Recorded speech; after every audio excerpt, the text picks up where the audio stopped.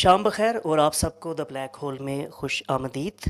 Free lancing کبھی ایک اضافی آمدن کا ذریعہ سمجھی جاتی تھی، لیکن تیزی سے بدلتی ہوئی ٹیکنالوجی، عالمی مسابقت یا گلوبل کمپٹیشن اور اب جو اے آئی نے انقلاب برپا کی ہے، اس سارے پس منظر میں شاید یہ کہنا درست ہی ہو کہ اب فری لانسنگ ایک کل وقتی یا مستقل ذریعہ آمدن ہے، یا یہ کہ فری لانسنگ اب ایک مضبوط اور مکمل کیریئر میں تبدیل ہو چکی ہے۔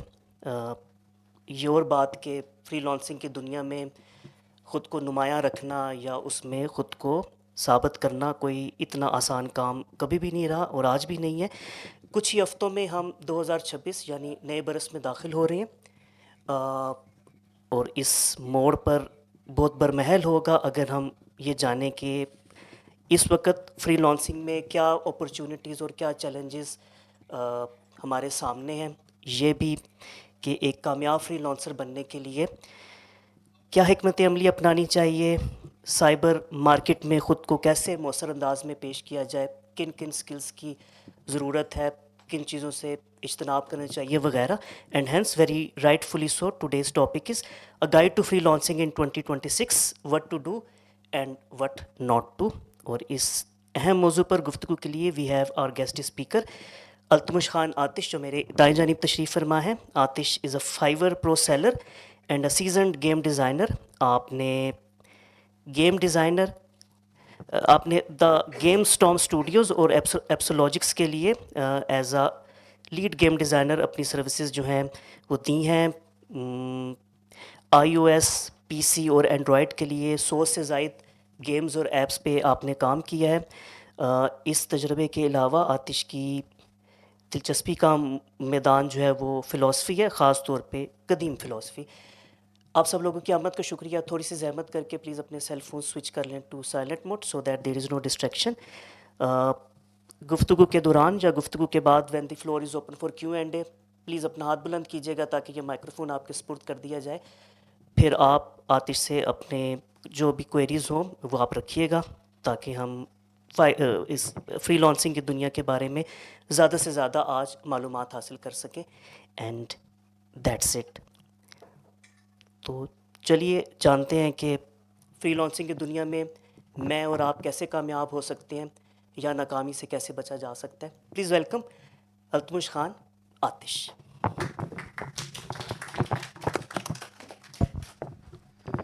Hello, everybody. So I'll start by telling you why I'm here. The reason why I'm here is because I see a lot of youngsters, a lot of people that I speak to, and they are struggling these days. If you do not know this, but most people that have a full-time job, they are struggling these days due to inflation, due to rising costs of living. And they look forward to increments. However, the increments do not cover the costs of living. Usually the costs of living, cost of housing, they increase. And youngsters do not really have the time or the energy required to keep fighting for promotions, look forward to the next increment, and of course, keep on switching jobs. Usually you're going to get a better salary if you switch job rather than sticking with a company. So my purpose today is basically to throw various ideas at you. Basically, in 2026, if you want to start freelancing, there are things that you should know about, there are things that you should avoid, and there are things that you have to do. So during this lecture, you might find something that is useful for you and hopefully will benefit you, and you will become a successful freelancer in 2026. So the first concept I'd like to speak to you about is Ikigai. There are two things that you need to know. Number one, you have to identify what you love. And number two, whether people will pay you for that thing. These are the two things that you need to work on, and you must know them. So I'm pretty sure that all of us here and people online they love to do a particular thing, but does that world really need that thing? Will they pay you for that? That is something that you need to identify. So in 2026, before 2026 starts, you need to know about the thing that you love. Write it down somewhere, set up a Google alert about that thing, about that service, or about that job, right? Set up an alert and see how many people are interested in that. How many people will pay you to get that particular service. Once you have identified that, you'll know that this is a thing that you need to focus on. Another thing about Ikigai is that the thing that you love is also the thing that you need to be good at. So before I go any further, Ikigai is a Japanese philosophy. You can look it up on Google. I'm not here to cover that. So if you love something, you should also be good at it, because if you're not good at it, then you will not improve. There are certain things that you will be okay in or okay at. When I started freelancing, I was an article writer, and that was back in 2009, 2010. But I was never good at article writing. It was just okay. So I could never really improve. In fact, I think that over the course of a decade, my article writing skills have improved just slightly because I was never good at article writing. And you can actually, if you ask yourself, if you just sit down, talk to yourself, am I really good at the thing that I love? And if the answer is no, then you're probably just okay at it, which means that even if you start a gig, even if you start selling that service, you will hit a barrier very quickly. You will not be able to improve, and therefore you will not be able to get paid more than a certain amount. You'll hit a barrier almost immediately. So the thing to avoid is, number one, do not do the things that you don't love. All right? Instead, do the things that you love, but also know how much you'll be paid for that particular thing. So if you love something, but you don't think you'll be paid well for it, then drop it immediately. I'm sorry, you're not going to be successful. So avoid the services that do not pay well, even if you love them. And also avoid the things that you're not good at, and do the things that you are good at, because there's a chance that you will excel. Over the course of a decade, you will probably be one of the best in your field, probably in the country. So another thing that you need to know before 2026 starts is this. As a freelancer, you need to love the idea of being a business owner. Because when you are a freelancer, you are a business owner. So if you love that idea, if you love the idea of becoming a business owner, then you should absolutely get into freelancing in 2026. So what to avoid? You should avoid what isn't a good business practice. Now that is like, I can basically have an entire lecture on what are the best practices for business, but to give you a general idea, basically, you can Google this. What are the best practices for starting a business? And once you have started a business, what you should do and what you shouldn't do. Okay? So try your best before you start freelancing, or if you're already a freelancer, think like a business owner.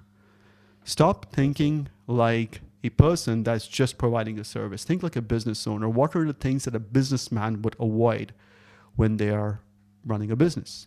And what are the things that they will do when they're running a business? What kind of risks they will take? What kind of jobs they will reject?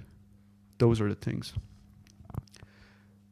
Another thing that you need to know in 2026 freelancing is if your business is not growing, never take a job because you need money. Don't do that. If you accept a job because you need money, you will most likely not be able to perform well. Avoid the urge to accept a job just because you need money if you're not sure that you can get a job done well. So, what does this mean? You should take a look at the job requirements. Number one, this is the thing that you should do. If you think that you are good enough for the job, regardless of the money, then accept it. But don't take a look at how much the client is willing to pay first. Especially if you're starting your business, you want to deliver high quality work so that you can add it to your portfolio, or you can be sure that your process is one which will interest future clients. So when you start freelancing in 2026, your focus should be to accept jobs which you can do and focus on your process. Try to get information from the client. What are the things that they are enjoying? And why are they actually working with you? What are the things that they are saying? What are the things that you're doing? Which is making your process more interesting, and make a record of that process. So these are the things that you should do. The things that you should avoid: desperation. That is the thing that you should avoid. Don't be desperate. Before you were making life work, before the client contacted you, you were probably struggling in life, but you were still making life work. Remember, before the client called, before the client messaged, you were still making life work. So never be desperate. Avoid that thing. Avoid desperation. Don't be desperate. I spoke about the process. So one thing that you have to do is explain your process through a video or through a document. Explain the process. You are providing a service. The only reason why a client will select you is because they may find your process interesting. They might find the way you communicate to be good enough for that particular job. Communication, the way you communicate, is what will attract the client. And you should sound convincing by saying things that will make the client believe that you're the right fit for the job. So don't pitch ideas. Instead, this is what you should do. You should take an interest in solving problems. When a client comes to you with requirements, ask questions about how you want it to be done. Don't present your ideas. Ask the client for ideas. Try to understand what the client requires and how they want you to work. Is there a particular way they want you to work? What is the end result that they're looking for? So show interest in solving the problem. Avoid presenting ideas. Show an interest that you want to give the client exactly what they want. All right? And this is after the client messages you. We're going to come back to how you basically get clients, or different methods which can basically make clients message you, or you can basically sign up and join various platforms, but we'll come to that later. Because trust me, when you're on a platform, you will get messages. The problem is that most people cannot convert those clients. All right? So this is what you have to do. Show interest in solving the problem. show interest in solving the problem, ask questions, know which questions you have to ask, even if those questions are the ones that you keep repeating. The client will kind of believe that you are interested in solving the problem, not really interested in the money. Of course, you do want money. Obviously, the client is paid for that, but that is not something that you want the client to believe, that this person is only there because I'm paying them. The client likes it. All clients like it when you kind of show to them that you want to give them exactly what they want. That is your priority. The thing that you should avoid, even if you are a very experienced freelancer, you have got targets to meet, monthly targets, avoid the job which you know you cannot do. And if you think that this is a requirement you cannot fulfill, tell the client immediately. Perhaps the client will say, okay, let's not do this. But you should immediately identify the things that you cannot do and tell the client immediately that I cannot do this, but I can do this. All right? Because if you accept the job and fail to fulfill all requirements, then not only will you not get the money, you will also ruin your reputation. Potentially, you will ruin your reputation. So identify the things very early. Identify what you can do and what you can't do. And then tell the client that this is not something that I can do, but I can do this. This is the alternative that I propose if you have one. All right.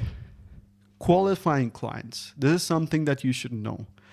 If the client says that I want this to be done in $100, but you know for certain that the value of this project is $500, just say no to them.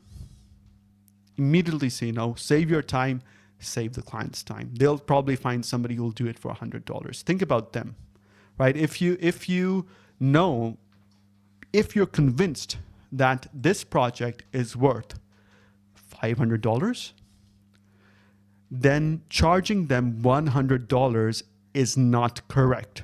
It's not good for the client because you will most likely be taking shortcuts to get the job done. And if you take shortcuts to get the job done, then what you're doing is you are basically reducing the quality of the product, of the service, and then you're hurting the client. So think about the client. If you know that you cannot get this done in less than $500, you'll take shortcuts and then you will injure the client or injure the project, or you'll basically not be able to give the result that the client is looking for, or at least not the quality that the client is looking for. I mean, the client might accept the work, but you'll know that this is really not the quality that you could have produced. So you'll not be satisfied. The client will probably be partially satisfied, and that's never a good idea. So now the thing that you should do and the thing that you should avoid. There's another thing. Fire clients if you know that after this point, you will not be able to provide value. Avoid dragging projects, all right?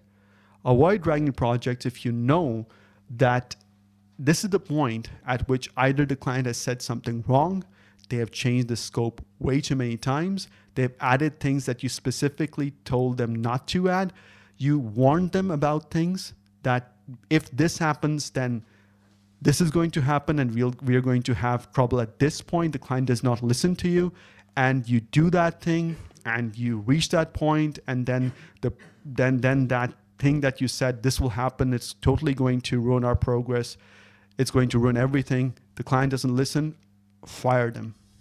Don't basically work with people who are not willing to listen to you. Even in the middle of the project, if they say something and you have warned them, you've said, listen, I'll do this, but this is what's going to happen. And then I still want to be paid for this. and then you will ask me to change this.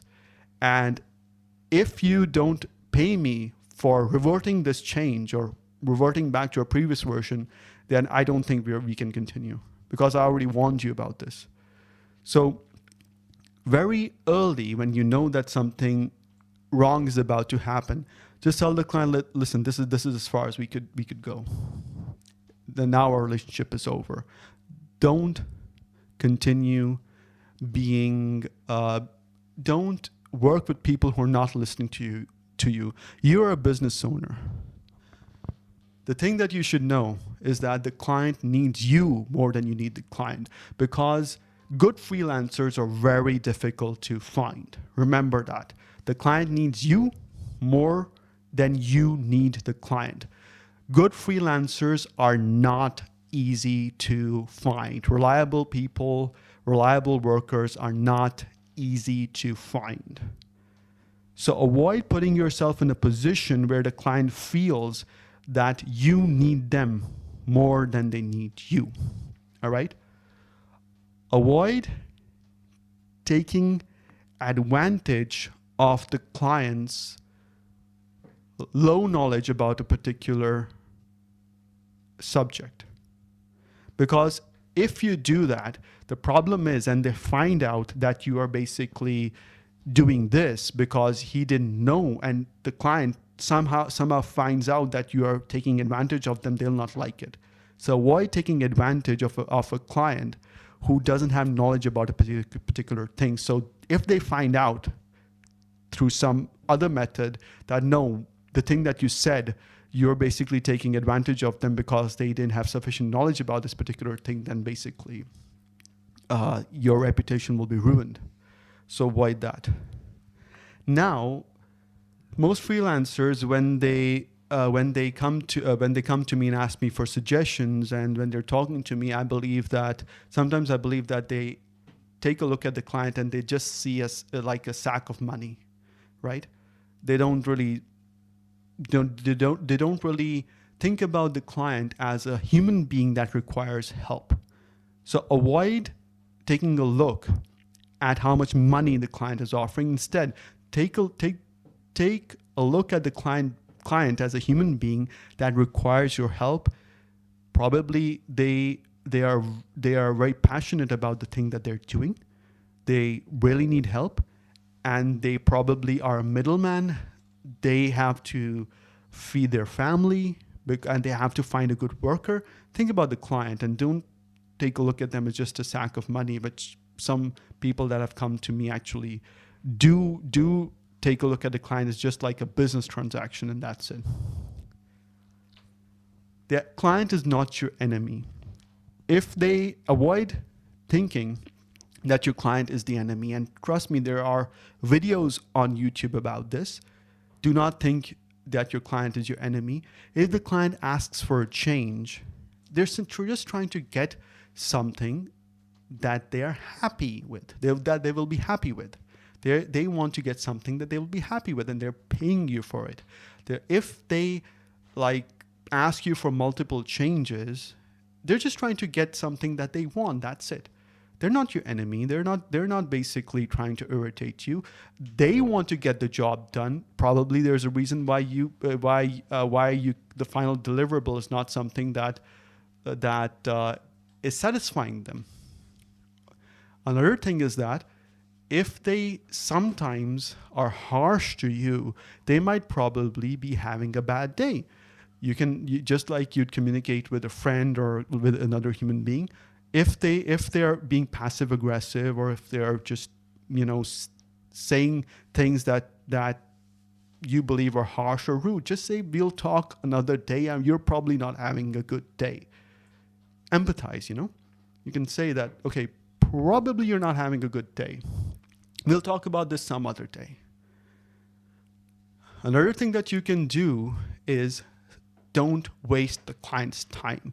If something can be done using a message, don't get on a call with the client. If the client, and also try to save the client's time. Let's suppose the client says, I would like to meet you about this. If you think, just asking the client to send a small video will help you save their time, avoid the meeting. Just ask them, listen, I want to save your time. If we get on a call, I know it'll go on for 30, 40 minutes. How about you send me this instead? Because this will be enough for me to understand what you want. So instead of getting on a meeting, just tell the client, I want to save your time. In reality, probably it is you that wants to save your time, but you have to tell the client that, listen, I'm trying to save your time. Honestly, there are certain times where you don't really want to get in a meeting, in an online meeting with a client, mainly because the things that are said during online meetings can be said in a recorded video or a voice message. So that is important for you to know. Just like any other business, the people that sign up on websites like Upwork, Guru, Freelancer.com, Fiverr, Contra, all of these people believe that when you sign up, you will be able to start making money like after a week, maybe after a month. That is not true. The thing to avoid is avoid trying to become a successful freelancer within a year. Very few people can basically do that. Do not think that you will be able to succeed as a freelancer within a year. Avoid that. Stop trying to become successful. Instead, try your best to understand how things work in the world of freelancing. So the thing to avoid is, instead of trying to become a successful freelancer as soon as you start, try to become an effective freelancer, a person that knows how to operate within the world of freelancing, and eventually you will succeed. Think about becoming an effective freelancer, one that makes an impact instead. So now, how do you start freelancing in 2026 if you do not have a profile, if you're just starting, if you really do not know anything about freelancing? The first thing that you should do is know what people are interested in and what people will pay you. Try to understand what services people are interested in, what you're good at, the things that you can excel in, and know what people are currently doing. You can also take a look at freelancers that are already in the market. And before you start a profile, before you create a profile, before you sign up on many of the various freelancing platforms, it is a good idea to search for the freelancers that are already successful or mildly successful on platforms. Try to find them on LinkedIn. The first thing that you can do in order to start freelancing or get into the process of becoming a freelancer is contact the freelancer directly on a platform like LinkedIn. Say, I'm going to work for free for you. Give me a chunk of your projects. Now that is going to help you understand just what kind of work do people ask for from this particular freelancer. This is something that some of my students have also, like they come and they ask me for work. They say, like, you're working on a game, can we work on a small chunk of that? And when they do, then they, after like 6 or 7 months, then they can make their profile. I also tell them that this is how the client communicates, this is what they said, this is the changes that you need to make. So they kind of understand now, okay, so this is how things work. So the first thing that you can do in 2026, if you don't have a profile, is find a freelancer, tell them, listen, I'll work for free or for a very low amount. Just give me some work because I want to get into freelancing as well. Be honest with them. I want to be a freelancer as well. Give me a small chunk of the work. And if you're overloaded, just give me, if you're overbooked, just give me a small part of the work that you're doing. I'll do that for you. It will help me get an idea of how the freelancing world works. And hopefully you will be able to guide me. And if I make a mistake, you will tell me that this is the mistake that I made, and I will eventually understand how everything works and how I can be a better freelancer. So this is something that you can do. Now, let's suppose you do not want to work under someone for a while. The first people that should be your clients are your relatives and your friends. Now, this is a little bit difficult because sometimes you might be offering a service which your relatives do not need. Well, then you have to shape your service, and then you have to kind of modify your service so that your relatives and your friends will buy that service from you for a very low amount. Now, this is important because if your relatives and friends buy your service from you, then what they will do is they will also help you rank your profile. They will most likely give you ratings. They will most likely give you reviews. Hopefully they will be good. But you will also get some activity on your account. So your first clients need to be your relatives and your friends. And this is very difficult. Let's suppose your relative doesn't need a website, but you can think about like, okay, so they don't need a website. How about you just go to your relative and say, listen, you've got some photos. How about we create a online website where you can just access all of your photos? How about that? Things like that, and just charge like a very low amount, $15, $20, just for some activity on your account. So that is something that you can do. The review is going to help. The activity is going to help, and that's how you can basically start freelancing in 2026 if you do not have a profile. Of course, there's also another thing that you can do, and that is that if you do not have the relatives option, and if you do not wish to if you do not want to work for a freelancer, then you can try to run ad campaigns. Now, this is basically very difficult because in order to run ad campaigns, you need to have quite a lot of money in order to run successful ad campaigns. So you can make a website and you can try to basically run ads so that people find you. However, this is the most difficult option. But just like any other business, even to run a freelancing business or to start a freelancing business, you do need some amount. It's not possible to start any business in the world these days just like that. You'd still need some amount, right? Then you can also try content marketing. You can try to basically divert people towards your services through content marketing. You can position yourself as an expert in your particular field, give advice for free, get people to click on your service. You can do that as well. But the main two methods I spoke about are probably the best. Find a freelancer that's willing to give some work to you so you can learn from them. You want the information that they have. All right, you want the information that they have.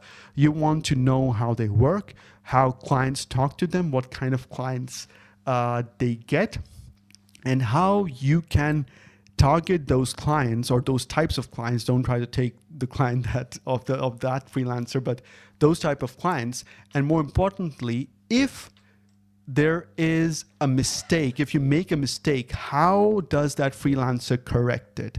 How do you communicate with the client to get the job done? This is basically the best method if you're not in freelancing already. If you do not have a profile, the best method is to work for a freelancer that is already in the market doing well. And trust me, if you communicate with a freelancer who is doing okay, most likely they have more projects than they can handle.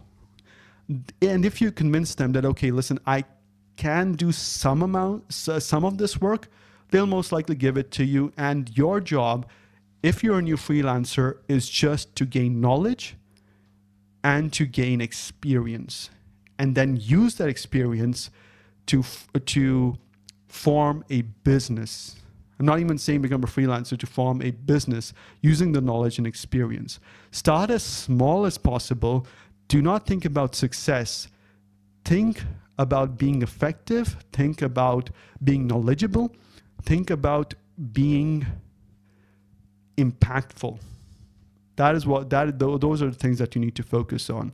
So most of my lectures basically I do deliver lectures, but the Q&A section is the most important part of my lectures.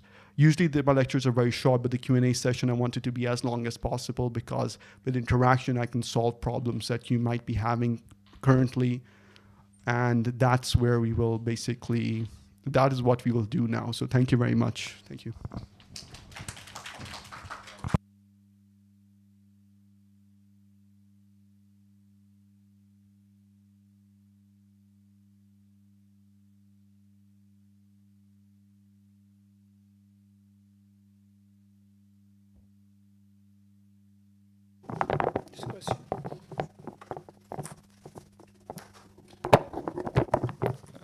Hello. Yeah.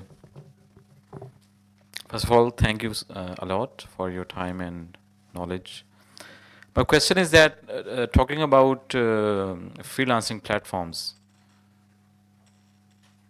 do you think it is possible to start a new profile without investing money in it? It is possible, yes. You can basically sign up and just start a profile, create a profile. I believe the question you want to, yes, you can. You can. Like, you can start. let me qualify my question. Like, you can, but like, you can, but the one which works also. That's the condition. You can, like, if you go and take a look at shops right now, you rent a shop and you start a business over there. If it's in a location where people can see your shop and see what you're selling, they may take interest, but you have to develop a reputation and you have to identify the correct location and the correct people that will be interested in buying from you. So if you create a profile, your profile will be buried among the many people that are already there.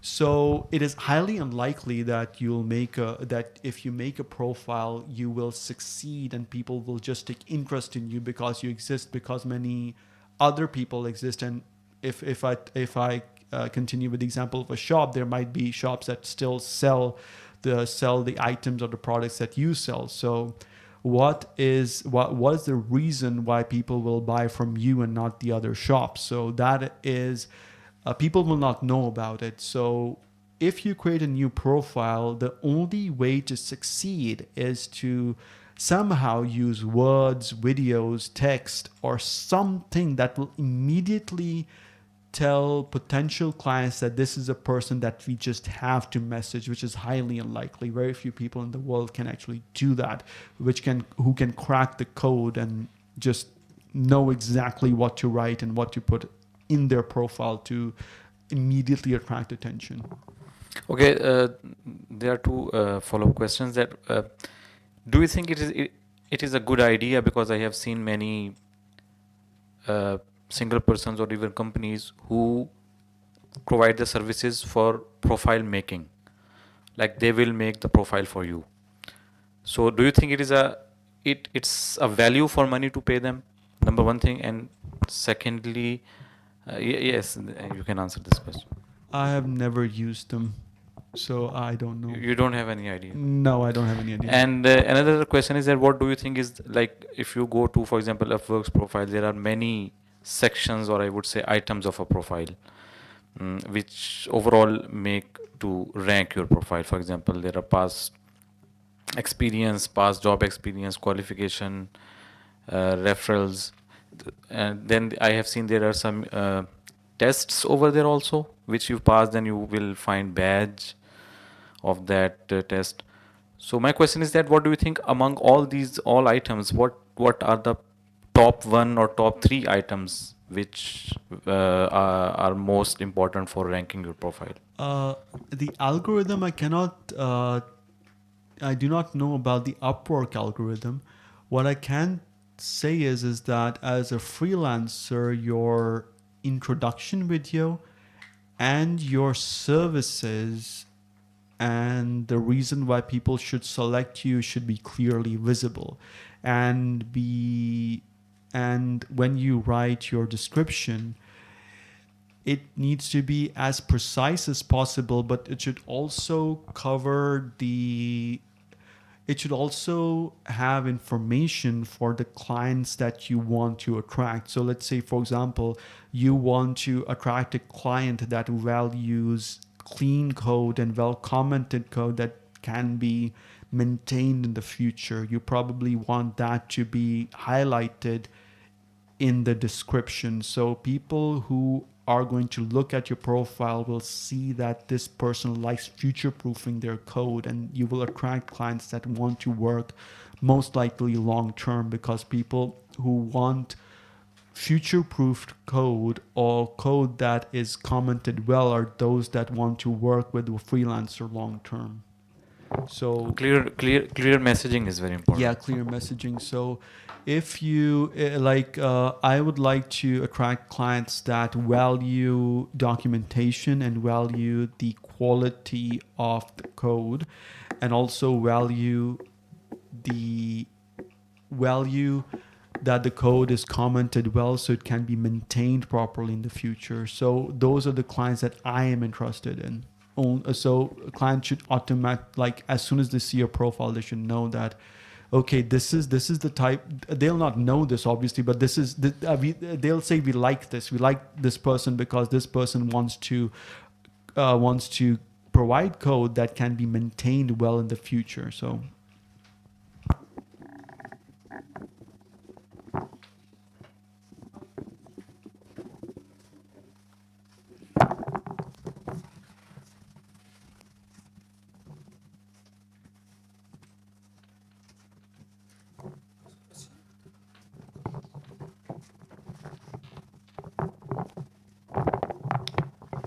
Okay, thank you for the talk. I would like to ask, is there any role of search engine optimization? Like if your profile is SEO friendly, does that make you help land higher on the pages? That is one question. And perhaps you answer this, then I'll ask yes, another one. it does help. It does help. How it helps, I can't say for certain, because I have searched on Google for freelancers, game developers on Google, but I didn't really click the various links, so I don't know what keywords and what optimization a person can do. But if you have a website and that is search engine optimized, then you will appear in the search results. So I'm not sure about Upwork or Fiverr or Guru or any of those platforms. I do know if you have a good website, obviously it's going to show up well in the search results. Okay, building on that, can we use AI or any LLM for creating an SEO-friendly profile? If you are using AI to create SEO-friendly profiles, then other people will also be most likely using AI to generate search engine optimized profiles. So who will win is difficult to answer. Right. Okay, then my last question is that there are practices in the market. I'm not saying whether they are correct or not, or whether you have used them or not, but what is your take on the fact that people get ghost reviews? And then it helps them. For example, if you create a Fiverr gig and you get ghost reviews, so your gig will be, and people charge you like 10, 20,000 rupees for that. Yeah, it's not allowed. It's not allowed, but it's being done. So yeah, if you can get caught.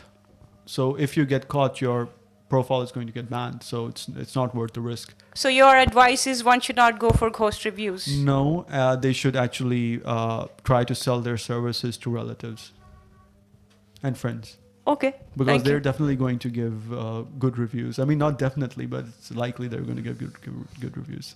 Okay, thank you.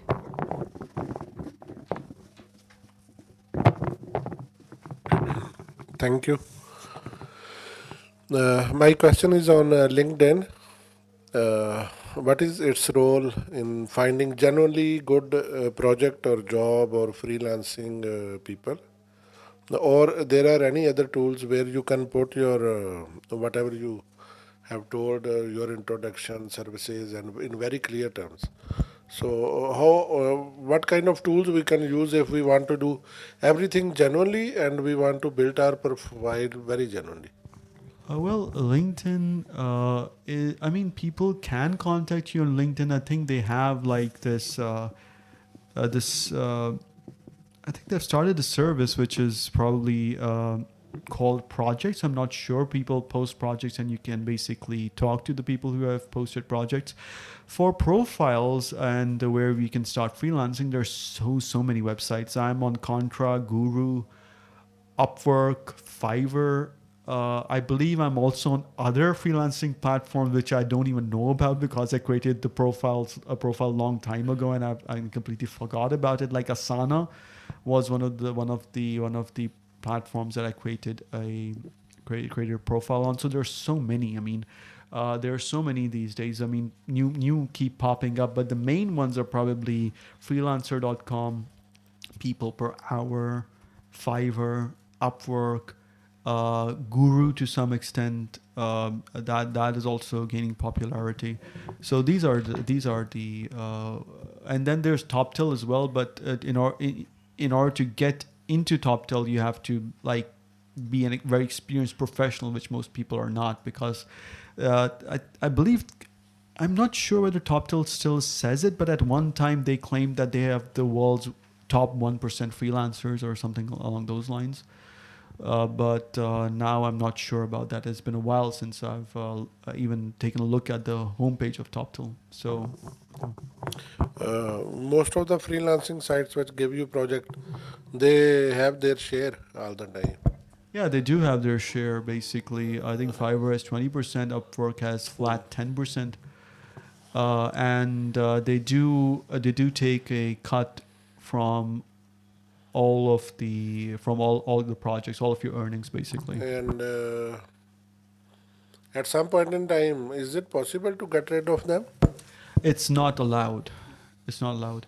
Basically, it's not allowed because then you are basically they're a business and that's their business model, right? And they basically make the job very easy because if you try to freelancing and if you create your website yourself, you can easily spend up to $20,000 to $30,000 without getting a single dollar back.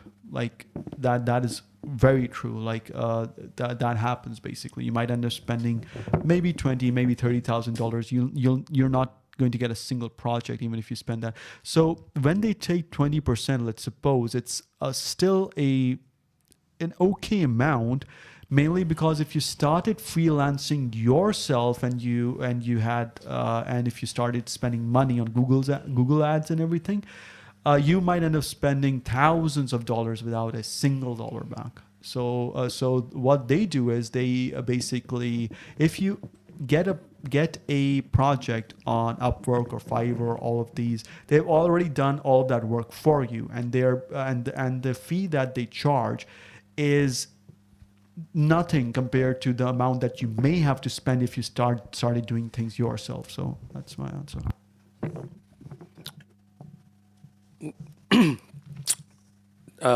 Thank you for coming.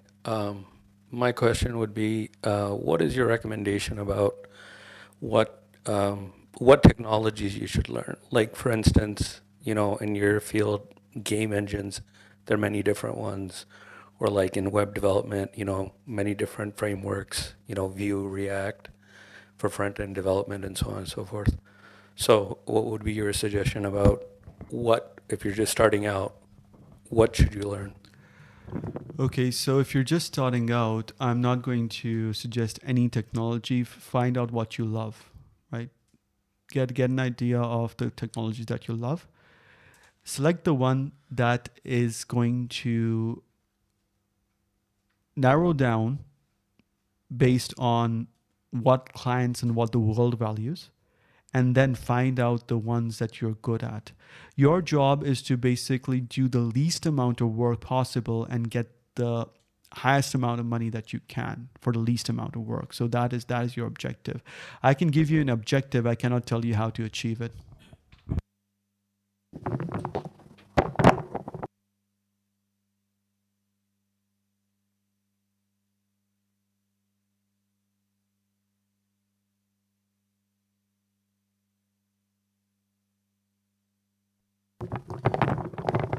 Sir, I was not with there here before, but my question is there any opportunity for a person who who is not in relevant to computer field and technicalities, but he's proficient in English, can understand, can speak.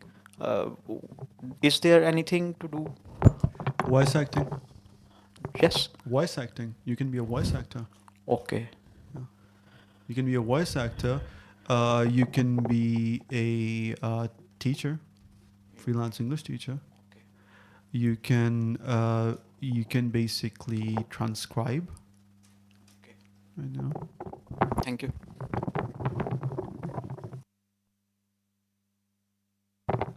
I will just like to comment that voice actor and transcription is dead.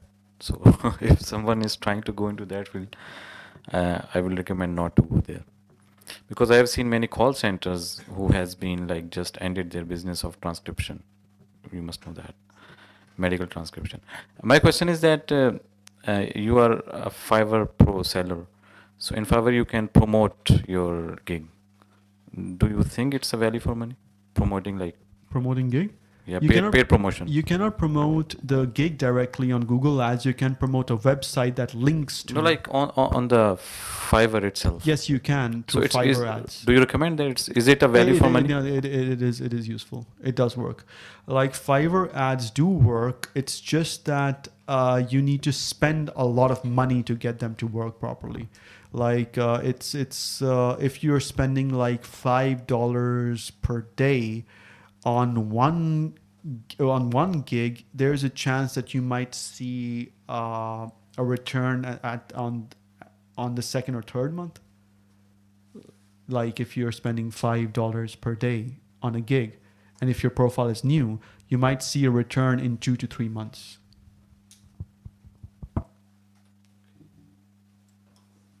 For me, it's different, but I have a profile like mine is built, so I don't need to spend that much. I do use Fiverr Ads, but I usually get the return very quickly.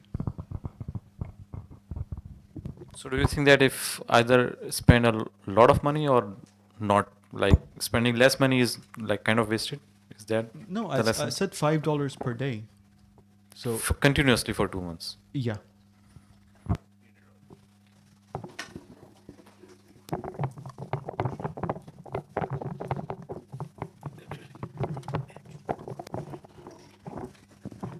Thank you, Atish. That was very useful. There are few online questions. एक तो ये बताएं कि that is very common question, जो नए freelancers हैं वो इब्तदा में कौन सा प्लेटफॉर्म जो है वो ज्वाइन करें?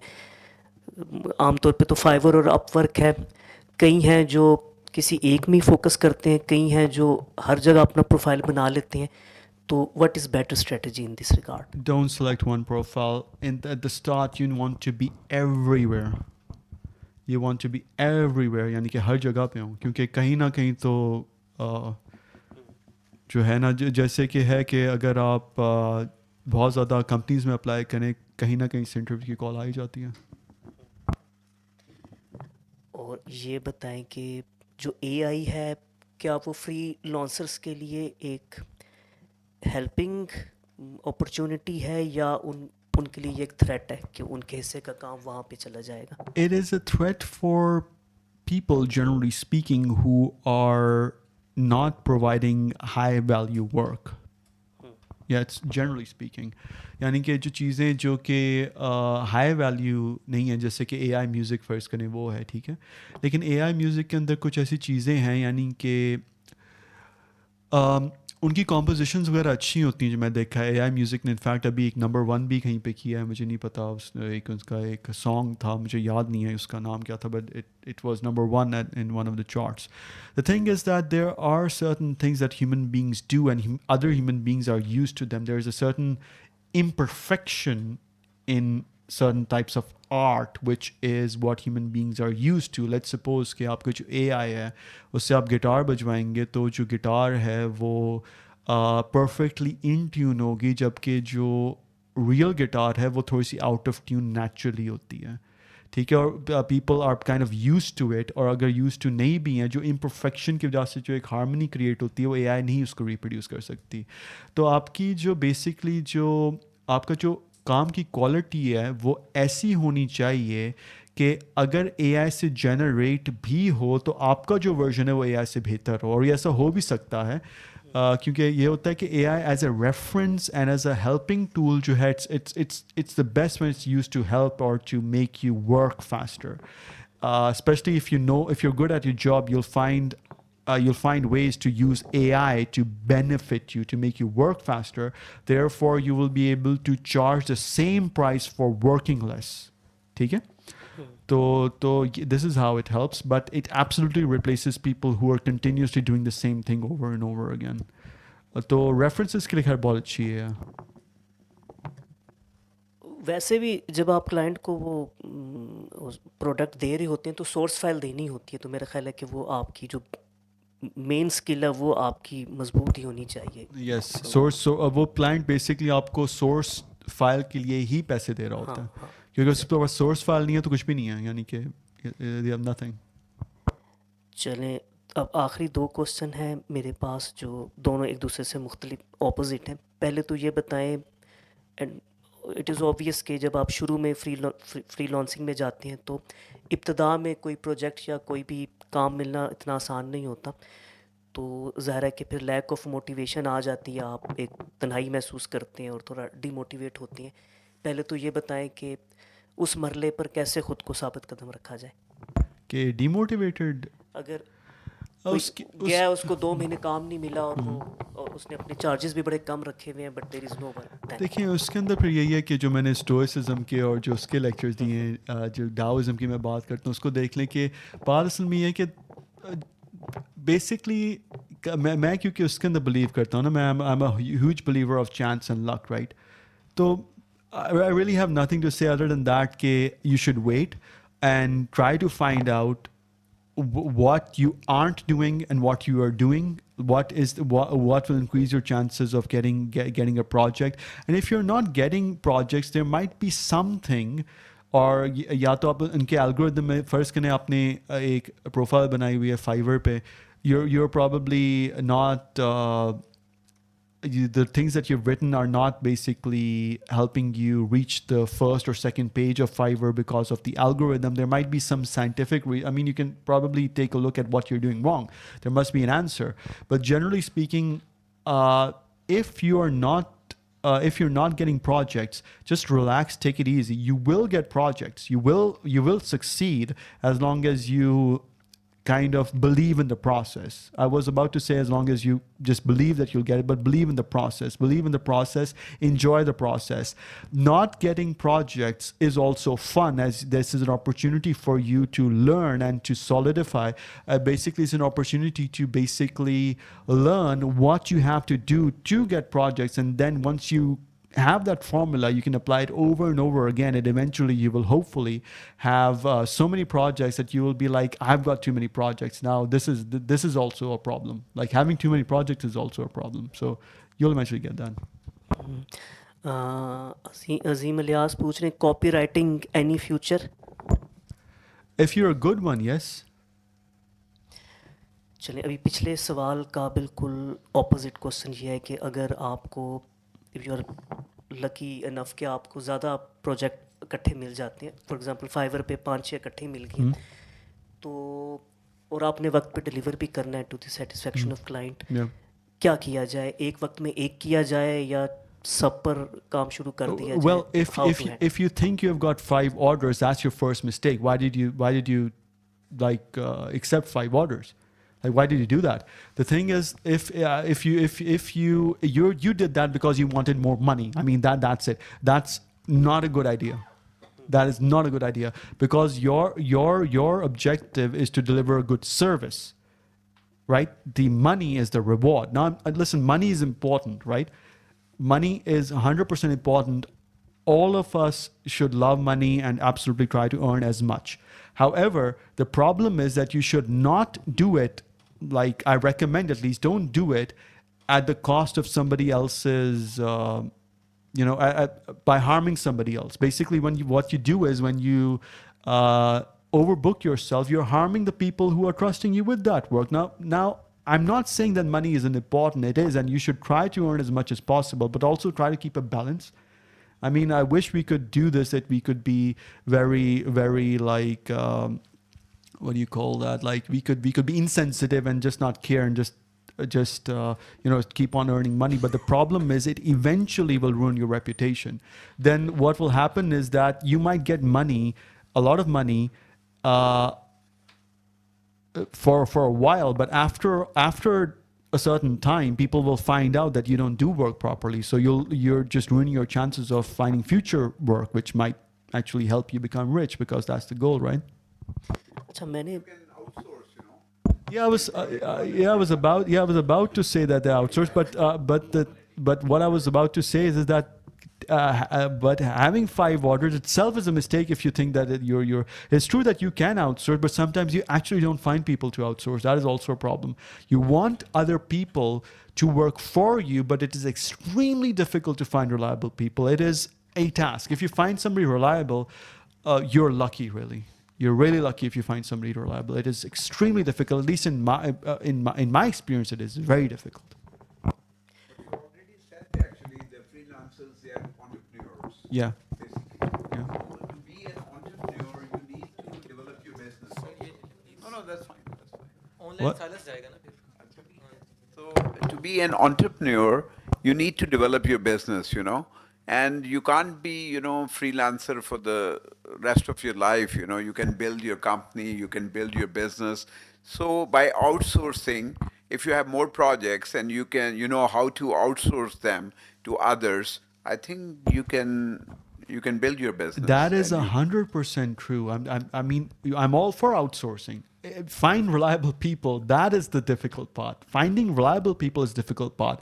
I personally would love to find somebody reliable, because sometimes I have clients, I have to say no to them. I don't like saying no to them. I want to at least get their requirements, create a plan, give it to a person that's reliable, and when they give work, I just verify whether the work is correct and just give it to them, and that freelancer will get some money. They will be happy, and I'll be happy, because I found a client, I could help them, and I also got a cut from that. So that's good. I'm all for that. I love the idea of outsourcing. Yeah. But generally speaking, there are certain people who don't have the ability to outsource. There are people who simply cannot outsource because they do not know how to outsource. That's actually a problem. So for those people, they actually succeed by becoming extremely valuable. Let's suppose there is a freelancer who's charging $500 per hour, which actually happens, by the way. They're fine. I mean, if you're earning $500 per hour, and if you have got a stable contract for next 5 years, you're okay. You can expand your business if you want, like 3 Ferraris instead of 1. That's all power to you, but you're fine. I mean, if you cannot outsource, that's okay. But you have to then focus on building. It's also about networking. Yeah, it is. If you're good at networking, you can build a team of. Yeah, there are certain introverts who are not at all good at networking. Like they don't even like phone calls, so let alone networking. Okay, thank you. But I'm all for outsourcing. It's just very difficult to find reliable people, in my experience. Not book? necessary. Any good book you could recommend? You like personally? I can't recommend a book. I don't read books. Oh, really? Yeah, I don't. I watch videos. Okay. Yeah. Okay, videos. Any good video, yeah. Videos, the future. Anything from the future. The THEFUTUR. without the E. Future without the E. Yeah. इन्हीं के सवाल की extension समझ लें। जो नए आने वाले हैं और वो स्किल सीखना चाहते हैं, तो वो कौन से ऑनलाइन प्लेटफॉर्म्स यूज़ कर सकते हैं? चंद एक नाम मैंने भी गूगल किए, जैसे यूडेमी है, कोर्सरा है, खान अकेडमी है वगैरह। तो इनमें से कौन है जो नए लोगों के लिए यूज़र फ्रेंडली, और ख़ास तौर पे वो जो शायद अंग्रेज़ी ज़ुबान से इतने ज़्यादा वेल वर्स्ड ना भी हैं? I just know about Udemy. That's the only, like I use Udemy regularly. I've got a course on Udemy as well for freelancers, by the way. Yeah. Punjab government का बरसों से वैसे वो डिजिटल स्किल्स का भी प्लेटफॉर्म चल रहा है, मेरा ख्याल है वो फ्री है आई थिंक। तो जितने भी वो जर्नी ऑफ 1000 माइल्स वो कहते हैं ना, starts from the first step, तो कहीं से शुरू तो करें ना। सीधा आप कंपटीशन में नहीं जा सकते, पहले अपने आप को इक्विप्ड तो करें नॉलेज के साथ, स्किल के साथ। तो काम आता है नहीं आता, लेकिन मुताबिकत पैदा तो करें, एडेप्टिबिलिटी करें। अगर एआई आ रहा है तो उसको भी सीखें, बजाय इसके कि उसको ताने दें कि ये हमारी जॉब ले रहा है या नहीं। मेरा ख्याल है एडेप्टिबिलिटी हमेशा मैं इसी पर जोर देता हूँ। एडेप्टिबिलिटी नहीं करेंगे तो पीछे रह जाएंगे, और ज़माने की जो नब्ज़ है उसको पहचानना चाहिए, बर वक्त फ़ैसले करने चाहिए। बेबी स्टेप्स, फाइनली आप चलना भी शुरू कर देंगे, दौड़ना भी शुरू कर देंगे, परवाज़ भी भर लेंगे। Anyone else? I don't think. हाँ, एक और। Assalamualaikum. Achha, so my question is it's really hard to break into freelancing as a complete beginner because the market is extremely saturated and the entry barrier has become extremely high due to AI. You can create a website through Lovable and stuff. So I've seen many people on the internet that instead of investing their time and money on platforms like Upwork and Fiverr, they build their own online presence, their website or their social media accounts, and then they try to cold call people and as an independent service provider instead of relying on these platforms, because these platforms have become extremely saturated. So what do you suggest? If you have a website, you still need money to promote. That's fine if you create a website, but you need money to promote it. Yeah, but these platforms are also requiring time and money invested in them to get started. Yes, but freelancing, if you're not on a platform and if you have a website, in the end, you're a freelancer who has a website and you are running a business. So if you can make a website and if you have the money to promote that website and you get projects through that website, then you're doing fine. I mean, you can do it. So, what you're saying is that you should not sign up. What would be the better way? Should we invest on Upwork and Fiverr, or should we invest on creating our own profiles on independent, like on a website or our Twitter account, etc.? It depends on your personality type, really. It depends on what kind of a person you are. For some people, they like the idea of basically managing everything themselves, right? And you can basically do both as well. You can also have a presence on Fiverr and Upwork, and also you can have your own. You can have a website which you can promote. So the real question is, do you have the money for a website? If you do, you should absolutely go for a website, and you should also not limit yourself, because as a business person, you should be everywhere. Give your customers multiple options. Some people might select you through Fiverr, some people might select you through Upwork, some people might select you through your website. My question would really be is that, do you like money? And if you like money, do you like multiple ways of earning money and multiple areas where you can earn money from? So why limit your options? Just open up as many options as you can. So my answer would be everywhere. Do everything that you can do, because you would most likely want money and you want to be successful. In order to be successful, open all doors. Let the customers select the method that they want. Give them options. Think about them. The more options they have, the more options they have, the more they'll value you. There's my answer. Is that answer okay? Like, do you want to add? Okay.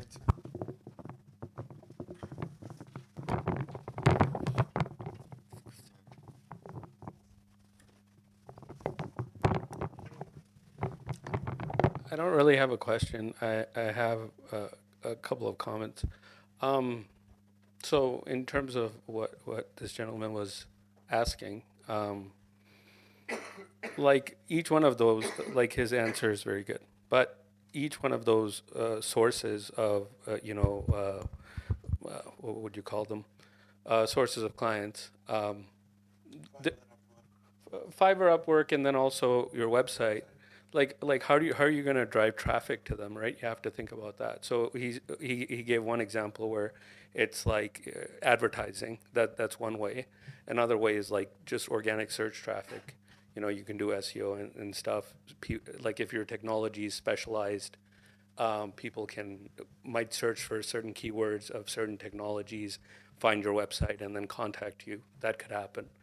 But yeah, like in general, his answer is correct that you want to get as many different sources of leads that then you can try to convert.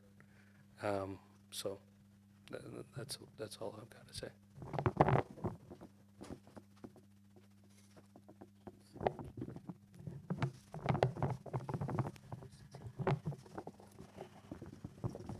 आतिश मुझे याद पड़ता है कुछ अर्से पहले ऐसी खबरें आई थी कि पाकिस्तानी कई अकाउंट्स जो हैं वो कई प्लेटफॉर्म पे ब्लॉक्ड हो गए ड्यू टू मे बी कोई ऐसी एक्टिविटीज़ जो उनके प्लेटफॉर्म पे अलाउड नहीं थी.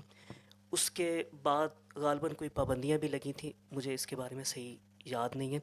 एक अगर इस बारे में कुछ आप बता सकें कि वैसे आप जिक्र कर चुके अपनी प्रेजेंटेशन में, फिर भी ख़ास तौर पे किन चीज़ों से ज़रूर ही बचना चाहिए नॉट टू गेट ब्लॉक्ड.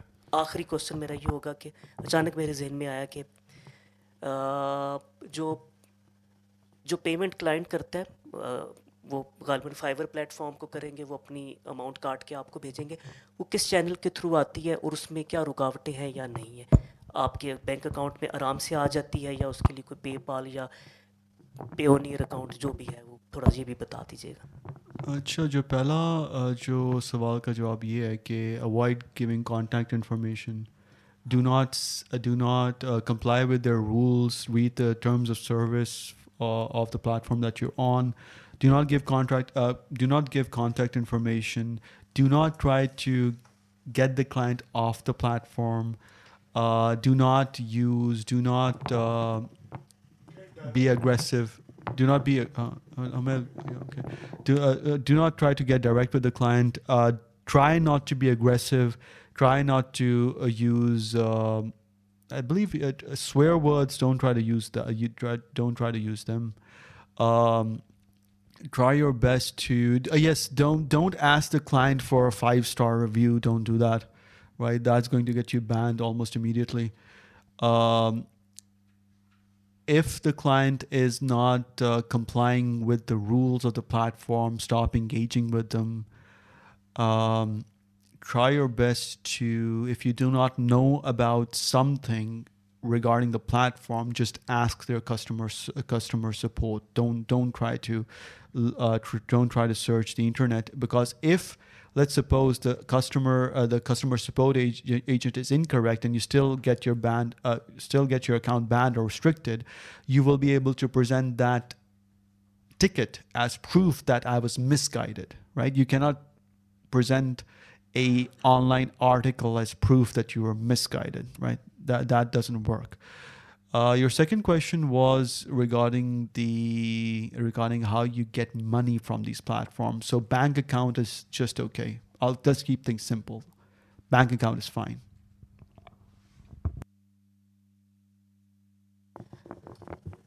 चले मेरा ख्याल अब हम इख्तिताम. Another question? आप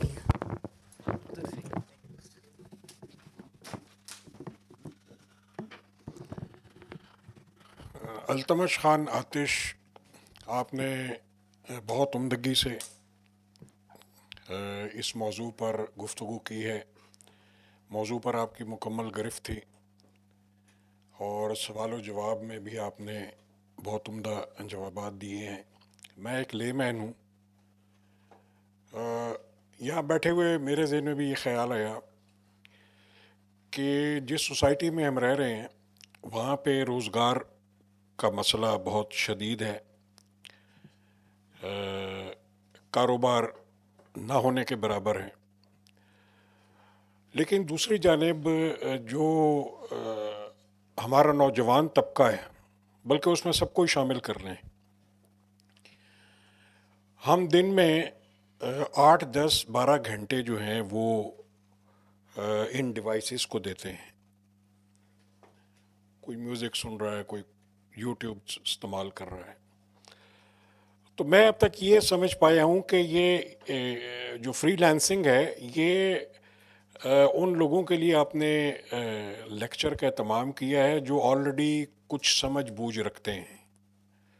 سوال میرا یہ ہے کہ اتنی بڑی نوجوان آبادی اور اس میں تعلیم یافتہ بچے بھی شامل ہیں، تو کیا کوئی ایسی چیز فری لانسنگ میں ظاہر ہے نہ ہمیں کسی کی سفارش کی ضرورت ہے کہ ہم نے نوکری لینی ہے، ایک ایبلٹی ہے، ایک آپ کے اندر ایک گن ہے، تو وہ گن پیدا کرنے کے لیے بھی کچھ اقدامات، چلے ہم سب کچھ گورنمنٹ پہ نہیں ڈالتے، تو کچھ ایسا کیا جائے کہ وہ نوجوان جو ان ڈیوائسز پہ وقت ضائع کرتا ہے اسے اگر کسی طرح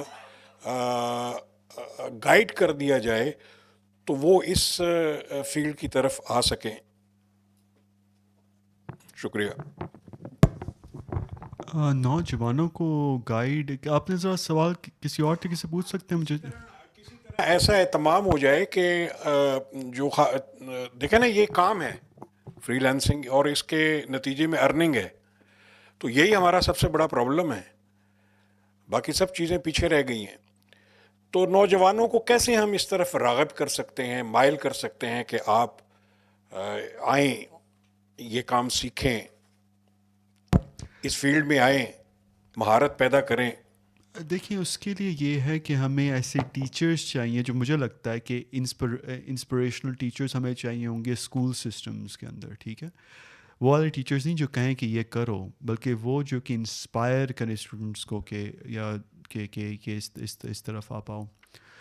تو زیادہ تر جو لیڈرز ہیں اور زیادہ تر جو ہم دیکھتے ہیں کہ فالوئنگس ہو جاتی ہیں لوگوں کی عرصے کچھ، اور لوگ جن کی باتیں مانتے ہیں، they're usually the people who inspire people to basically do something, move.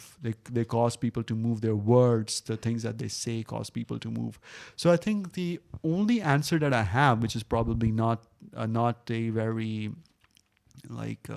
without doing any research, I can just say that if I had somebody at school who would inspire me to basically pursue or do the things that I'm doing today, I would have gotten into this very early, and I didn't really find an inspiration to do the things that I'm doing other than the inspiration, which was the thing money and the concept that I liked the flow of money into the account. That basically inspired me to basically do this more. It was giving me this rush of, this thing that it's kind of like in a video game you earn points. So this is like the real life point system. Money is like the real life point system. The more you earn, the more you believe you're successful. So that's.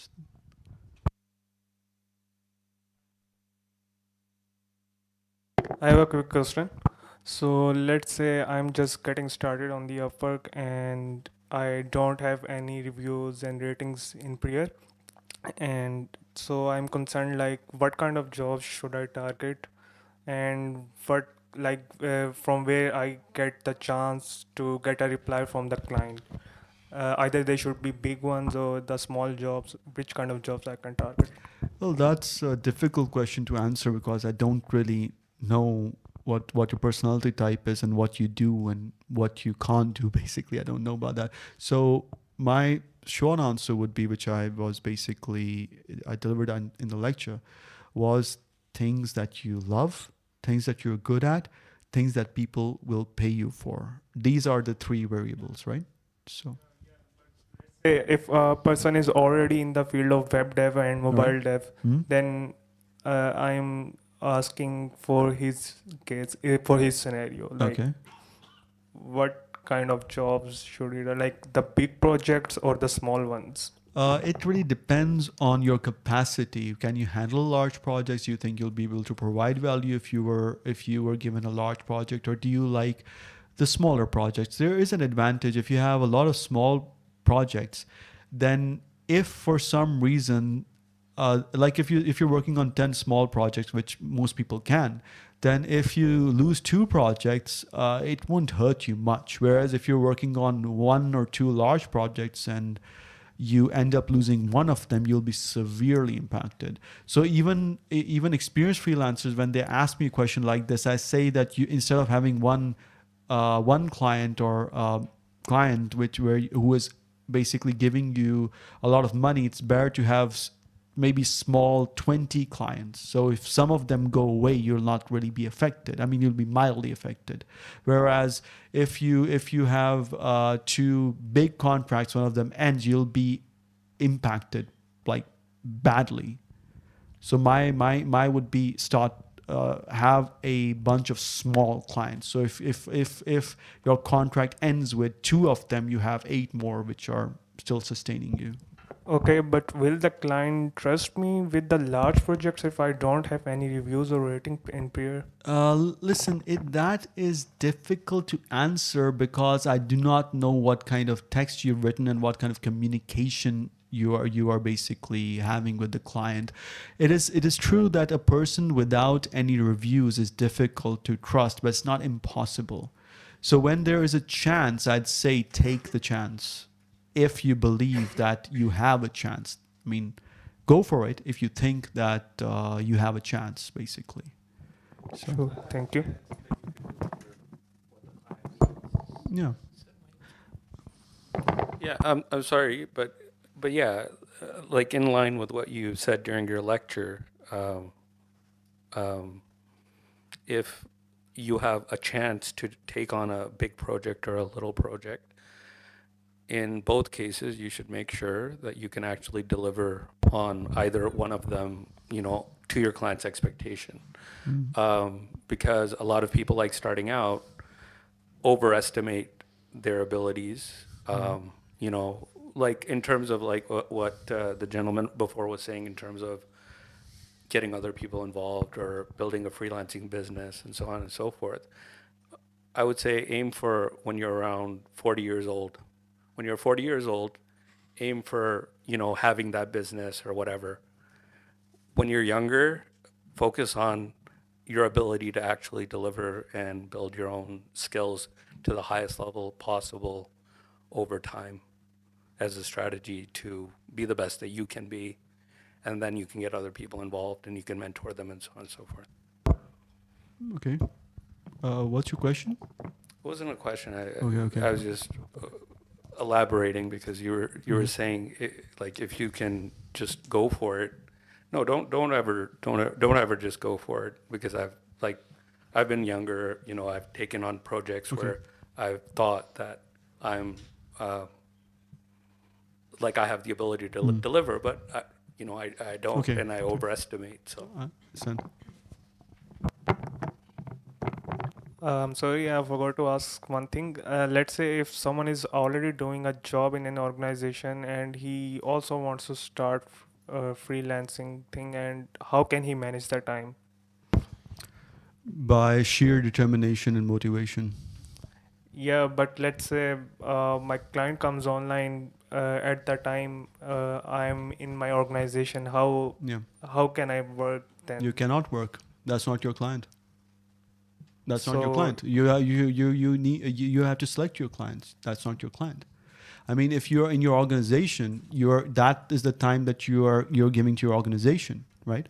Either you can have somebody who answers for you, which is a solution, but if you're alone, then that's not your client. And if you are communicating with your client during your organization time, let's suppose, then you are basically harming the organization that you're working for. So that's not your client. I mean, if I find out that one of the people that are working for me is communicating with a client during office times, I wouldn't like that. I wouldn't necessarily say that this is what you're doing is wrong, but I wouldn't like that because they have kind of signed a contract where their time is mine at that time. So so I would just you can work on your gigs after your working hours, or you can just tell the client that, listen, I'm working from this to this. I'm going to reply to your emails or messages after this, but no way am I going to reply to you during my office timings, because then I'm not a that's unethical, basically. That's simply unethical. So that's my so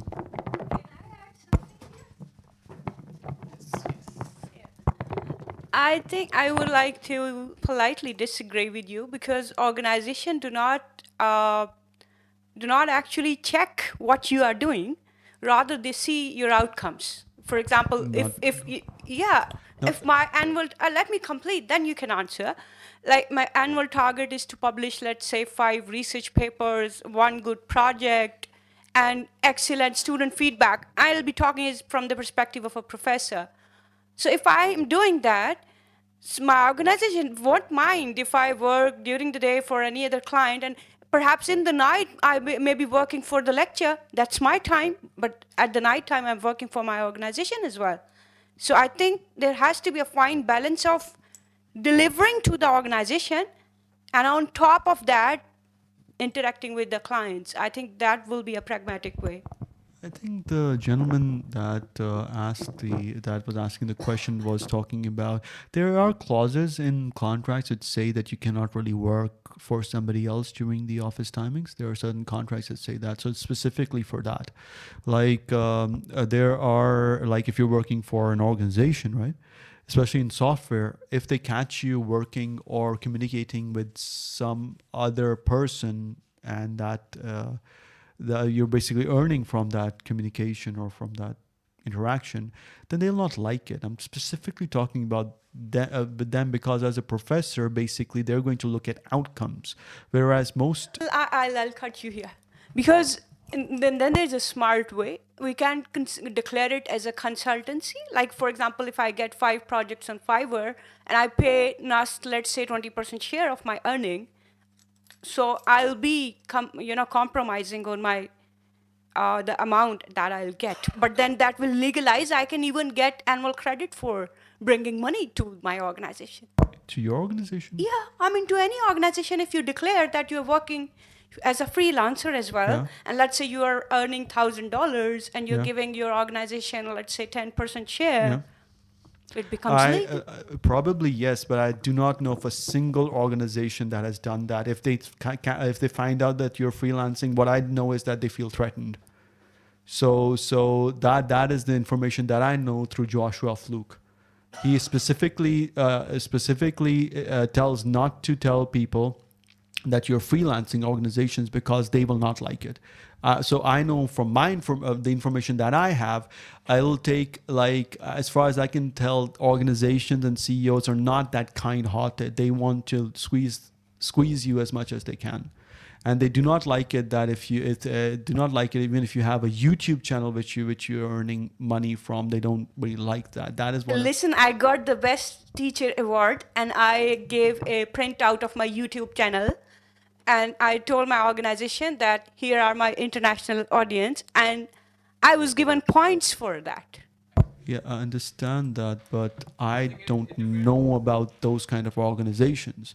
I mean, if I was like, if I was in a particular kind of organization that allowed that, obviously I would. But most, like, I know for certain that if you're that my colleagues that were freelancing didn't let the bosses know that they're freelancing, because if they did, then it would create a problem. They could basically the organizations could force them to shut their accounts down. So I'm talking from my experience. Right.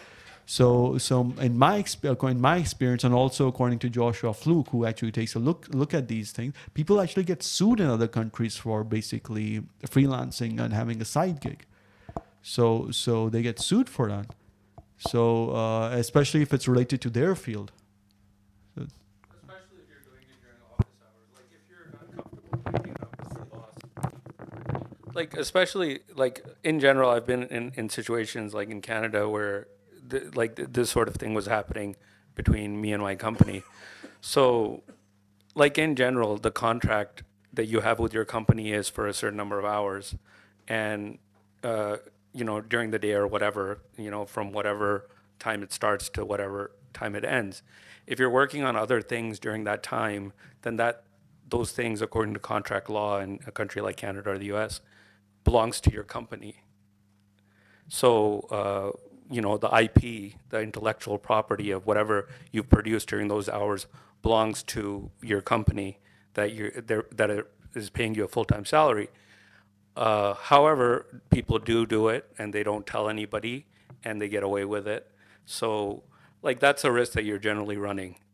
Like the ethical thing, the altruistic thing to do would be to inform your boss that, I've got this side gig and, whatever, can we work something out? And likely you won't get hired. But if you do get hired, then yeah, it's okay. I've actually put it in a contract as an addendum to my work contract because it was like paying me half a salary of what I was worth at the time. That I have this other project, and so whatever like the IP and whatever belongs to me, and it has nothing to do with the company. And my boss was okay with it because they were only paying me half the salary that they were supposed to pay, right? But on the other hand, like when I'm hiring people, if I'm hiring people for like an IT project, I know how exhausting the work is. So I know that, if you have like worked a full day and then you're going to come and look at my stuff and try to work on it, with half a brain because you're exhausted, you're going to make mistakes, you're not going to produce great work. And so I don't really want you, it's just a disqualifier. Right, immediately, it's just a disqualifier. Like, okay, I want one lock too in addition to whatever. No, I'm sorry. You want like a couple of lakhs, then you just work for me. You're not gonna go and make your other salary too. I'm sorry, the work is too exhausting. And then I've been in situations where they were doing it anyway, and then at the end, when they switch jobs. Like at the tail end, they weren't doing any work for me. And I couldn't, so I'm still angry at them about that. And so if they want another contract, I'm sorry, like the exact situation actually did occur. So yeah, I'm sorry, I'm not giving you another contract because, what were you charging me money for if you weren't working for me? So yeah, that's the case. So again, depending, if you want to be altruistic about it, then tell your boss that I'm doing this, and if your boss is okay with it, then by all means. If you want to be utilitarian about it, then tell no one. Be very quiet, and you're running the risk that somebody will find out. They'll discover your YouTube channel, and you'll be fired. And so just be aware of that risk. Next question. The nature of the job, firstly. There are hospitals where doctors are working for those hospitals, and the doctors are allowed to practice privately too. There are other hospitals who don't allow that. I think it depends on the TORs. It depends on the policies of various organizations. And secondly, also the position of a person. A professor might be allowed to have these kind of activities after job or even during job hours. A clerk may not be. So it depends. I think it's entirely depends on the circumstances of specific circumstances of that person. So, like you said, they are lemon squeezers. They want like you to give every minute to the organization while you're at a job. There are other nature that there's a nature of job which are more like they want you to be more goal oriented. You have to produce result no matter how. If you can just you don't have to be labor oriented. You just if you can work for few hours and produce the same results, they're more concerned about results. So I think it's the policy of the company. I think do you agree with that? Yeah, And I also our friend Dr. Aisha, she agrees. Yeah. Okay. So Nair, ending the Q&A. Oh, so he has to give the closing. Oh, you had a question?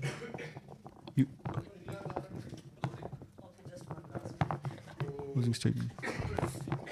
Okay آتش، بس آخر میں یہی کہوں گا کہ تیزی سے دنیا بدل رہی ہے.